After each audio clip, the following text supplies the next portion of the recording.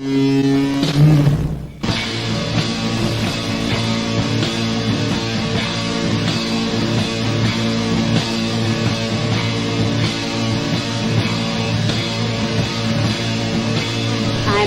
Morris with the NSA. We have identified some very, very interesting anomalous type of aircraft. Traffic is quite luminous and is exhibiting some non-ballistic motion, over. Move very rapidly at any speed or whether any direction it wanted to go. Flag could change and go to the right or the left or go crossways without hesitating a bit. What do you think it was? Well, if they call it a flying saucer, that's what it is.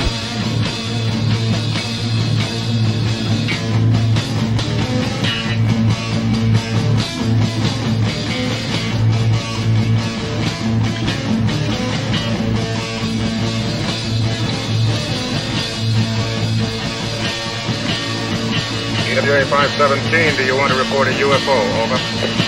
Negative. We don't want to report.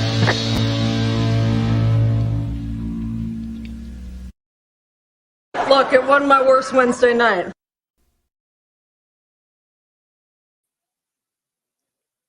Good evening, everybody. This is Smiles Lewis, and you are tuned in to another weekly live edition of Anomaly Now, the news roundup show for the 501c3 Scientific Anomaly Institute, aka the Anomaly Archives. You can find out more about us at our website, anomalyarchives.org. Thank you for joining us. Thank you for listening later. Thank you. For those who tried to tune in to last week's show, it was not a live show. It was a pre-recorded video audio of my lecture back in November of 2022 at the inaugural Texas UFO conference in Jefferson, Texas, put on by awesome dude Craig Woolheater, who's of course been putting on the Texas Bigfoot conference for many years. And they have since done their second Texas UFO conference in Jefferson this year, and I'm sure there'll be more and more of those going forward. Unfortunately, if you tried to watch, you probably were not successful because it was damn near impossible, unwatchable, in the sense that the streaming was going so slow that the 1 hour program took 5 hours to air. So it was sputtering and stuttering like I do sometimes.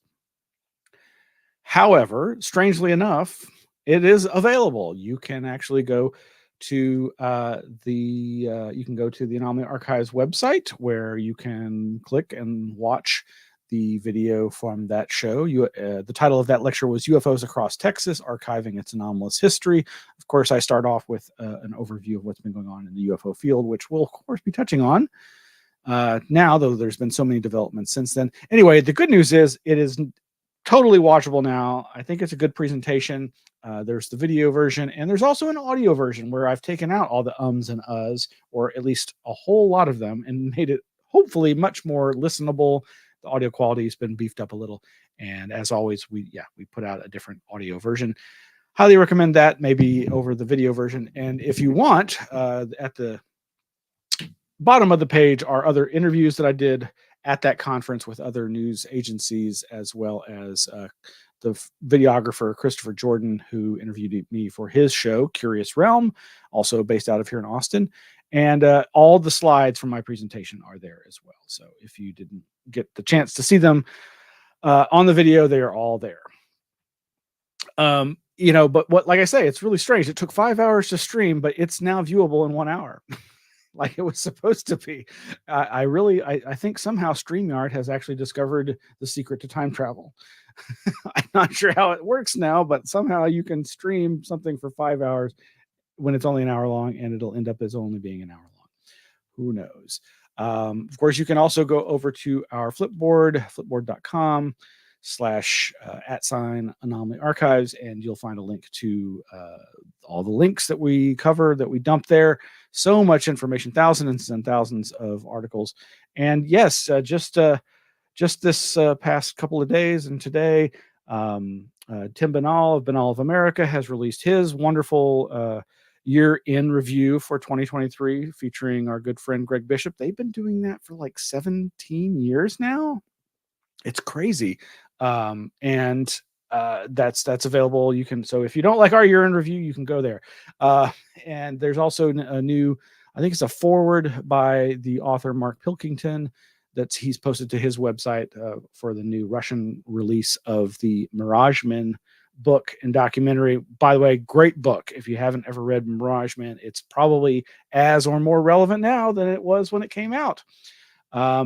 Really looking forward to reading this new series over at the Tanner F. Boyle Substack. I forget what that particular blog is called, but they've got this article, Alien Abduction and Racial Anxiety, Barney and Betty Hill Re-Examined, Part 1. For those of you who've been longtime listeners, you may be aware that I and other researchers, mostly me following in the footsteps of other researchers, they came up with this a long time before I did, talking about the issue of racial anxiety in the abduction phenomena. These are mostly anthropological perspectives and whatnot, but other good stuff that's new over at the Flipboard. Center for UFO Studies has put out their own year in review. This CUFO, Center for UFO Studies, has got that. Got a link there, and that's from George Eberhardt, who's always a great chronicler of the strange and anomalous in the UFO scene. Chris O'Brien, similarly, this Greater San Luis Valley event log of unusual occurrences over his Our Strange Planet website. He has just dumped a whole ton of all the weird incident logs for years and years and years, and just goes on and on. There's great links that, as always, over at our Flipboard. But so we're gonna probably get some jumping in here occasionally from our good friend and helper volunteer Victor Criterion, who's always behind the controls there, helping us out with the show, and has been such a integral volunteer with the Anomaly Archives over the years. I sent him the list of links for tonight's year in review. There it is, folks. There's just January. It's massive. There's literally about 250 news links, and clearly we're not going to get to all those tonight. But I wasn't planning on trying to go over all those. That's actually pared down from all the many links that we've posted to the website over the years and to the Flipboard, or not over the years, just this past year. So back a year ago, we relaunched this weekly news roundup after having not done it for about a year or so. And man, what a year it's been. There's just been so much happening, but of course it really seems like it's a lot of UFO UAP news. Obviously, this has definitely been the year of UAP. Leading off at the end of the year last year, we were already seeing again this upsurge in coverage and interest in UFOs in the form of quote unquote UAP, unidentified aerial phenomena, now unidentified anomalous phenomena. Much prefer the anomaly being in there. But yeah, astronauts, historians, scientists, and officials convene to discuss stigmas surrounding UAP. The debrief back in October, or rather in December, was reporting on a French conference that occurred and back in October of that year. And it's just an example of how much coverage and how widespread this has become. And you can find links. We'll be posting. So I'll be posting that massive info link dump to the Anomaly Archives website. Not all of those links are going to end up in the comments for the information for this tonight's episode. But yeah, over at the actual website, vertical-project.com, for this French conference that happened late last year, there are all the videos of all the presenters, there's videos from lectures by Avi Loeb, Jacques Vallée, and many others. But this is, of course, a much more science-based and international, non-English based conference that happened at the end of last year. It's just a precursor to all the things happening in 2023. And of course, in many of the things that happened in 2023 in January, this is going to end up being like a 52-part synopsis of the year. I know. Anyway, over at buffalonews.com, back in January, did aliens land on Earth in 1945? A U.S. defense bill seeks answers. Of course, that was a reference to the inclusion in the initial attempt to declassify all this stuff, referencing the now debunked, according to many, UFO crash tale known as the Trinity case that Paulo Harris and then Jacques Vallée took up in this search for information on mysterious UFO crashes. Later in the year, somebody would propose that it was all a hoax and do some pretty good job of attesting to that. So, yeah, that was in January. There was just so much information coming out about what was going to be happening this year in 2023 in the field of UFO disclosure. UFO intelligence report raises new concerns about government transparency from the U.S. News and World Report, usnews.com. Scientific investigation of unidentified aerial phenomena using multimodal ground-based observations was a paper published in the Journal of Astronomical Instrumentation over at worldscientific.com. That's, again, evidence of just how much traction in the science community this was finally getting. Meanwhile, activists and researchers like Isaac Coy over in England continued their efforts to digitize works and put them out into the public domain, including in January, 259 issues of the North Texas Skeptic newsletter that are now searchable PDFs online. And of course, we finally got this Office of the Director of National Intelligence 2022 annual report on unidentified aerial phenomena in PDF form that is available over at odni.gov. And so obviously, the UFO is just off to a tremendous start in January of 2023. We had reports of a very bright rotating white light UFO over Texas coming from a pilot via the FAA ATC recordings, which of course John Greenwald over at the Black Vault put out, and just all these other interesting reports that are just more the strange. What's going on? Mysterious antenna appearing in Utah's hills as officials are stumped. Was reported by Vice.com and other news outlets. But moving into February, again with tons of UFO stuff, and then that's when the weather balloon, the Chinese balloon stuff started, right? And Guardian, of course, reporting what they're hearing and what was reported by the military-industrial complex and NASA, ultimately, that most UFOs, like the Chinese spy balloon, can be explained away.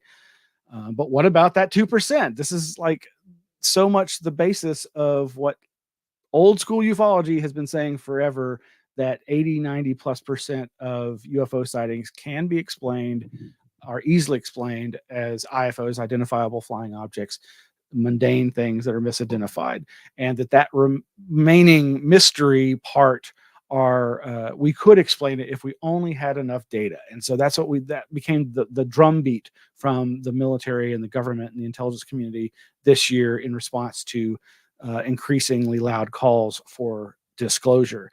That being that if we only had more data, better data, we'd be able to identify those few remaining unknowns. But then even Blue Book and other organizations in historic UFO research, even in the government, were saying there's always this unresolved small percentage, 1, 2, 5%, that remains seemingly unsolvable, or at least even if they don't think that there's any prosaic explanation, there may be actually something for that. But we hear less and less about that now from those quote unquote experts, those authority figures. So meanwhile, in February, not quite UFO related, but is it? The video mysterious artwork visible from space discovered near Las Vegas.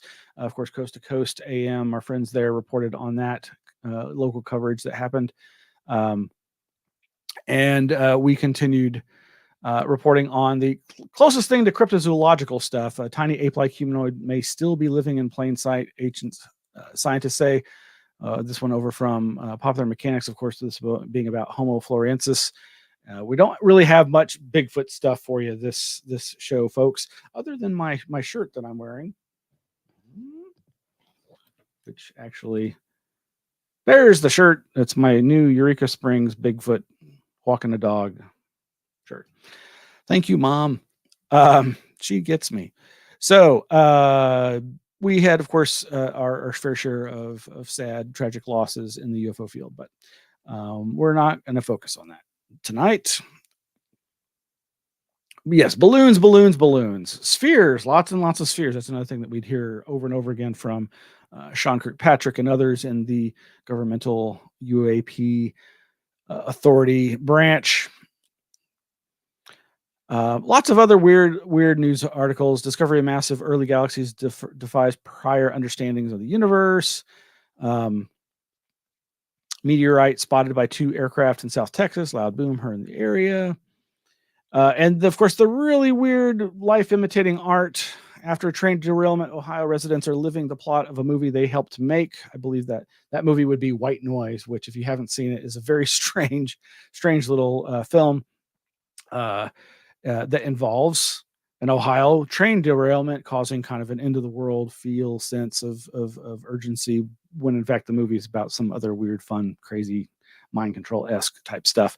Definitely recommend you check that out if that's your thing. Yeah, so we have this Chinese weather balloon, the Chinese spy balloon flap that triggered the other balloon surveillance platform flaps that still to this day are largely unresolved. I will say I only just recently read about the fact that the certain officials in the military are now saying that they actually knew about the Chinese balloon well in advance of when the public was made aware of it.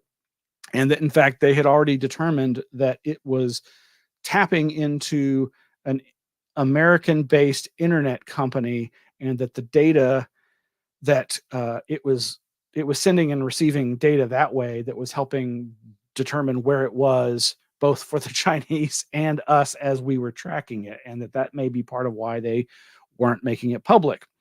Of course, it's also been said that these sudden plethora of balloon and other UAP sightings are just because the Navy, the military, government have been recalibrating their surveillance equipment, and that there is better sensory, better information from these sensors detecting the stuff. That's been advanced as an explanation for the many Navy videos that have been the staple of this new wave of UFO UAP publicity. All of which may be true, but begs a lot of other questions. So other things that happened in articles that came out in February of last year. This interesting one, Dissecting the Grasshopper Abduction of 1974. This was put out by our good friends Brent Rains over at apmagazine.info.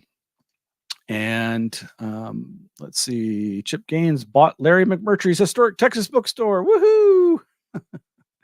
Bookstores rule, dude. Of course, old hat writer, long-term UFO researcher Kevin Randall he had put out a book on the Lubbock Lights and made an appearance on Coast to Coast talking about that. Meanwhile, two Air Force vets have testified to witnessing mysterious objects turn off 10 nuclear warheads and shoot test missiles. Yes, so this whole idea of the nuclear element of sightings tending to happen around nuclear facilities, the stories of them affecting our nuclear missiles, not just here but in other countries, was also being pushed forward a lot during February of last year. Moving along to March, and of course we're covering all this real time with the weekly news roundups of Anomaly Now, which are also linked in here. Of course, the other thing looming this whole past year, this is the year of AI. This is the whole year of artificial intelligence. And does it already exist? Is that what the rumors over the last couple of months? I mean, that is absolutely what the rumors are these last couple of months, that general AI has been achieved, and that it's either leaking its own existence via AstroTurf Twitter accounts, or is being sequestered behind data walls at one of these big companies developing it. Who knows? But yeah, AI recreates what people see by reading their brain scans. That was always a favorite topic of mine. Hopefully someday, for better or worse, we'll actually have a dream recorder, and soon have the ability to have synthetic telepathy, perhaps. And this is one of those news reports from science.org where MRI or EEG data is somehow being analyzed by artificial intelligence style software that is able to actually determine what you are seeing in your mind's eye, and similar functionality. That's pretty amazing. Meanwhile, our good friend Michael M. Hughes reported in March that the satanic panic is alive and well in Southern Maryland.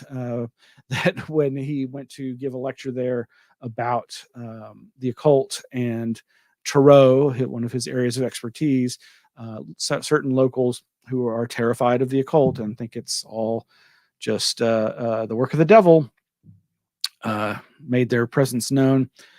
This is also in March when we got the quote unquote leaked, but really just a premature release of the draft article, essay, science paper between Avi Loeb and Sean Kirkpatrick. I say all this because apparently Sean Kirkpatrick has in recent interviews just pointed out that this wasn't leaked onto the internet. It was just released early, and that was not approved by him to be released. And that was their physical constraints on unidentified aerial phenomena paper, which of course you can find over at this harvard.edu website. And so what else was happening? Lots of, again, more strides in the UAP scene with groups like Americans for Safe Aerospace. That was an outgrowth of an aeronautical oriented organization having a focus group that then was made more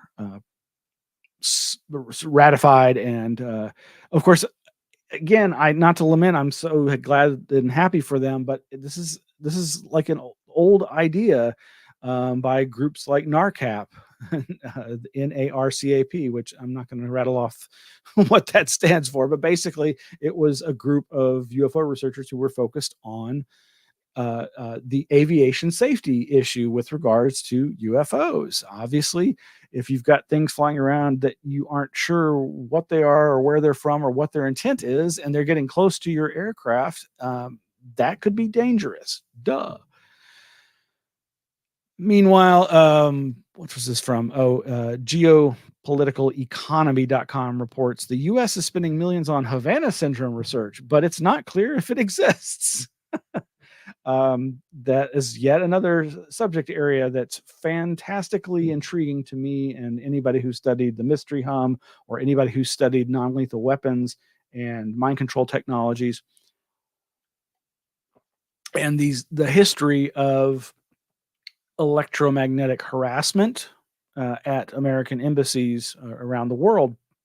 And then, of course, it dovetails with the UAP subject by way of Dr. Gary Nolan, who has been pretty open about his having been approached by the CIA to investigate data that they had, physiological data of people who'd had close contact with perceived UFOs, UAP, and the brain wave, the brain effects that he claims are similar to the effects on the brains of people who've experienced Havana syndrome. What does it mean? I'm not sure. Meanwhile, we started to get this. Speaking of Gary Nolan, he was, eventually, and I know we have it somewhere in here. reference to his appearance at the SALT conference, where he started talking about that's, I think, maybe where the Saul Foundation may have been first publicly mentioned.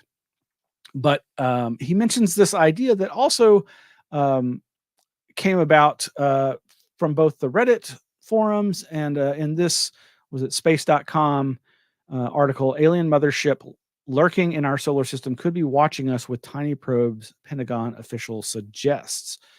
This idea emerging that what if, and again, it's very much just like, well, what are we now enmeshed in, and how does that affect, how does that color our perception of what the UFO phenomena might be? Well, artificial intelligence, nanoprobes, self-replicating AI bots, and well, what if there's some kind of mothership either on the planet, in the ocean, on the moon, in our solar system, that somehow is manufacturing all these UFOs, these UAPs? And the reason that there's so much diversity is that, well, they're built individually for whatever particular mission or operation they're needed for.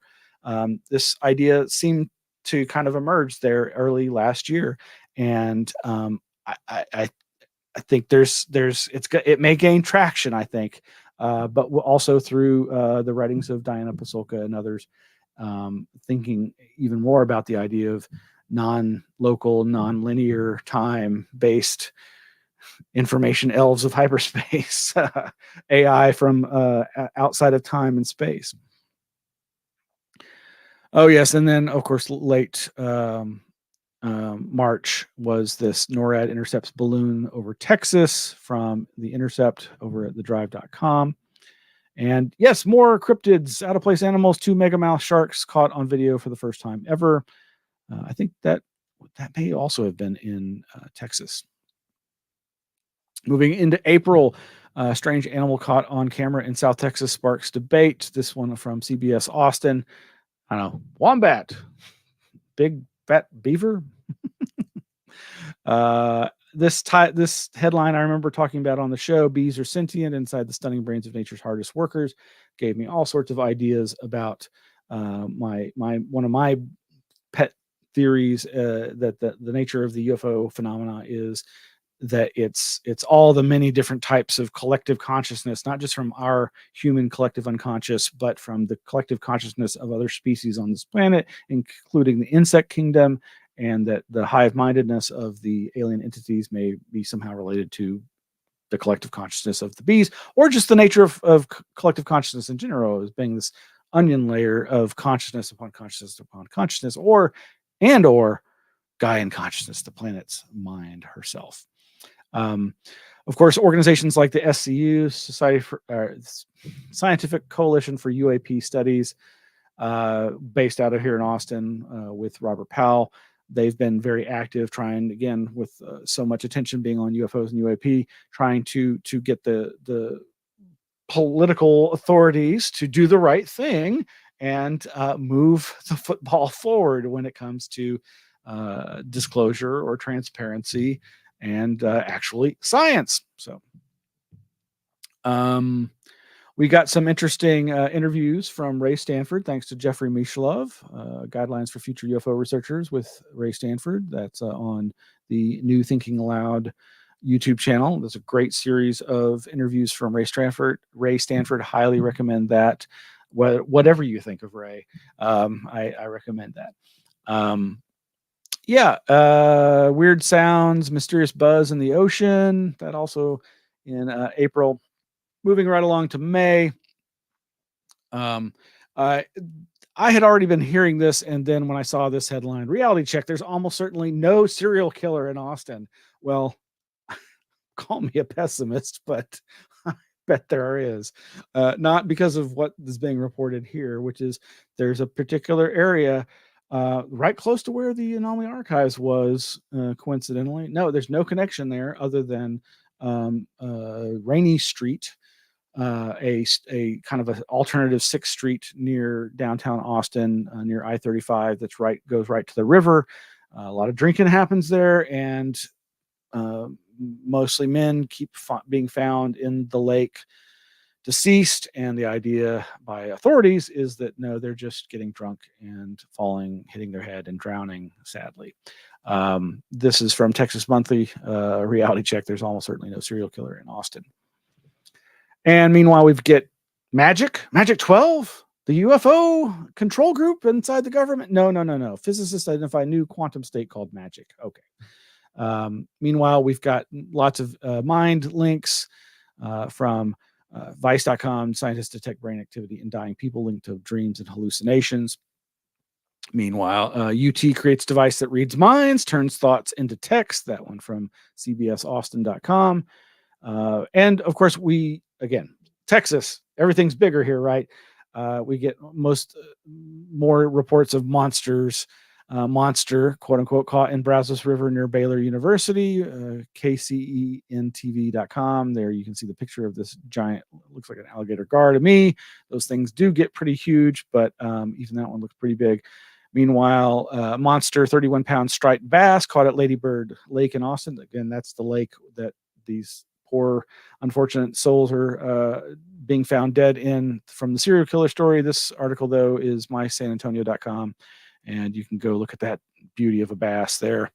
And it's in May that Douglas Dean Johnson, going back to the UFO topic, puts out his multi-article deconstruction of why he thinks the Trinity UFO crash story is a hoax.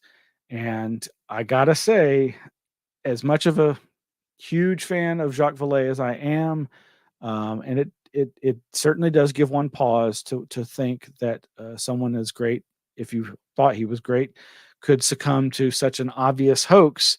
I still, it's one of those things. I don't doubt anything really in Mr. Johnson's multi-article explication of the Trinity UFO crash hoax. It makes sense to me what he's proposing. And so I guess at this point it becomes a matter of, well, so it's just another story. It's just another piece of the mythology. Does it gain traction? How has it been influenced by different ideas in the field? And one can still find some interesting angles, I think, from looking at it like that. But other people will just go, oh, nope, that's it for Vallée. He's done. And yet, I think this was just like this was the year of UAP. This was also the year of Jacques Vallée in a lot of ways, in a negative way with this particular case. But as I said in a previous show, after the Solf Foundation conference, it seems like so much is the coming to fruition of all his decades of work, including as documented in his decade by decade diary, his journal, Journals of Forbidden Science. All right, so I mentioned AI. So there's also this UFO Hunters built an open source AI system to scan the skies. That's one's from another Vice.com article. More stuff on lucid dreaming. Sleep language could enable communications during lucid dreams from arstechnica.com. And then we got the second annual Archives of the Impossible conference subtitled Transnationalism, Transdisciplinarity, Transcendence. And while I wasn't able to physically attend this year's Rice University Archives of the Impossible conference, I was able to watch it because they're doing it all for free, and it was available online streaming. All those videos are available at their website, and I think if you go to the Anomaly Archives YouTube channel, there is a playlist there where we've put them all into easy back-to-back order. And again, so that represents the other aspect of the sea change, that is this massive push in the UFO UAP world, is the academic realm, and I think Rice University exemplifies that growth there. There was a lot of dream and UFO stuff there in May of this past year. Targeted dream incubation at sleep onset increases post-sleep creative performance from nature.com. Dream glove boosts creativity during sleep from science.org. And yes, this was in May, that SALT Eye Connections conference in New York, where Dr. Gary Nolan said to Alex Klokas, 100% aliens have already arrived, and where he mentions the Saul Foundation and started to make some very public and intense UFO topic statements. And then again, back to the AI, Chat GPT, Sam Altman faces Senate panel, the Wall Street Journal reporting on that. And of course, this is the same Sam Altman that later in the year is going to get booted from the company and then rehired. And that's where all these rumors did they actually discover AI and what's really going on? And are we safe from Skynet? Is it going to get us? Microsoft says new AI shows signs of human reasoning. This is the New York Times via dynews.com. And some history of artificial intelligence and AI in Austin from Travis County History Center. Travis County Historical.blogspot. Probably not an official government site, but interesting article nonetheless. And then, of course, this news that even meteorologists are not immune from the effects of the QAnon conspiracy community. Murderers and criminals. Meteorologists face unprecedented harassment from conspiracy theorists. Yeah. Meanwhile, NASA finally gets into the act on the UFO UAP thing, and they provide coverage of the UAP, Unidentified Anomalous Phenomena meeting. And you can go watch that video there. NASA UFO panel in first public meeting says better data needed, as I was saying earlier. And NASA UFO team holds public meeting ahead of report, BBC News. Public meeting on, more and more, just lots and lots. Again, halfway through the year, and it's just that the UFO thing, UAP thing is just gearing up. And then June. Oh my God. Then my birth month. The floodgates open.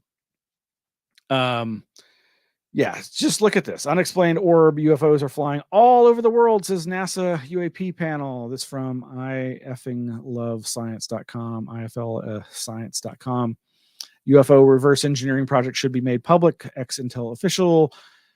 This is when David Grush comes on the scene. I really, as I said, was not really aware of him before, but he had been making the UFO circuit for the past year or two, both professionally and through the UFO community proper, the amateurs and the professionals.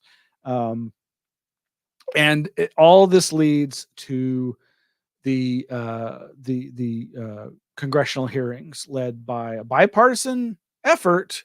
But it's interesting. Again, people who hadn't necessarily in the political scene exercised or expressed particular interest in UFOs, UAP, but now they're jumping on the bandwagon. And, when they're hearing these crazy stories about crash saucers, pickled aliens, and government cover-ups, they're like, hey, wait a minute. I always want government transparency as long as it doesn't compromise national security. In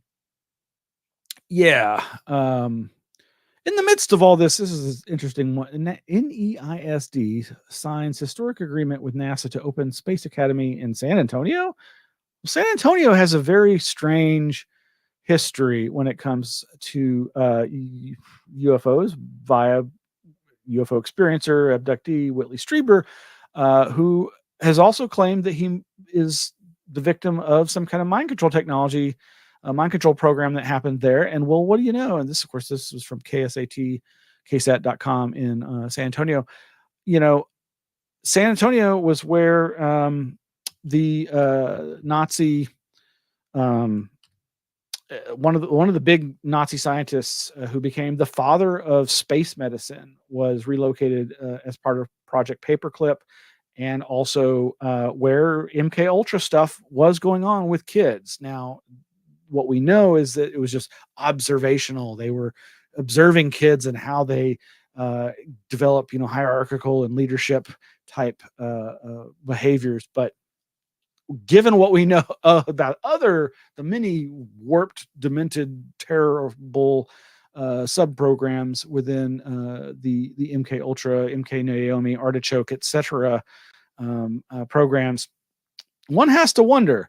But yeah, so gearing up for the whistleblower week in mid-June of 2023, on my birthday, June 12th, we got the massive, was it 25-year anniversary? No, it was the anniversary, the multi-decade anniversary put on by Stephen Greer of his 2001, his infamous, legendary 2001 press conference. And all of this, yes, UFO UAP disclosure press conference. There's the press release there over at press.org. But yeah, nothing advanced. It's with the Fravor, Grush, Graves, the three military and governmental fellows who were testifying in the more official congressional UFO UAP hearings. Just, I mean, first person observation with Fravor, and second and third telephone game stories about the UFO recovery programs and reverse engineering programs, etc., from the other witnesses. What's happened from all that? Here we are 6 months after that. Not much, really. Yeah, again, astronomers, scientists, and experts convened in Paris, France to study aerial mysteries. It's just so much legitimizing of the UFO and UAP scene happening mid point of the year in 2023. And then back to some fun. UT Austin scientists discover first known Jurassic vertebrate fossils in Texas over at KUT.org. Duo may have just broken record in catfish capital of Texas. More big catfish. Look at that thing. It's huge. Over at the Houston Chronicle, chron.com. Again, another Texas largemouth bass confirmed as world record catch. That was actually from that previous article. We're halfway through the year now. Maybe we'll just make this a two-parter because, yeah. All right, folks. Thank you for tuning in tonight. It's been a pleasure as always. I really appreciate folks tuning in. We'll be posting this, and we'll be continuing it next week. Thank you, Victor, for all the help, and we'll be back next week. Good night.